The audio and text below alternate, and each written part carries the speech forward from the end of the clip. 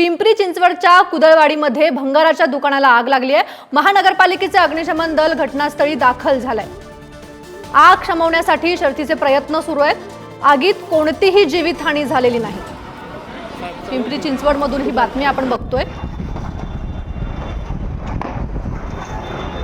आपले प्रतिनिधी तुषार झरेकर आपल्या सोबत आहेत। तर तुषार, नेमकी काय परिस्थिती आहे तिकडे? तेजस्विनी, एकंदरीत जर आपण पाहिलं तर पिंपरी चिंचवडच्या कुदळवाडी परिसरामध्ये आग लागलेली आणि या आगीमध्ये जर आपण पाहिलं तर भंगाराचं जे दुकान आहे ते अक्षरशः भस्मसात झाल्याचं पाहायला मिळतंय।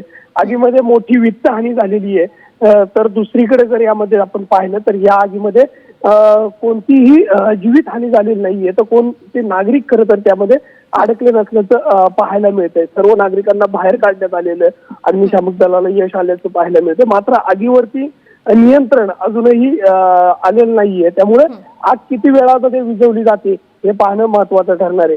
तेजस्विनी, तुषार, अपडेट घेतच राहू। तुर्तास धन्यवाद।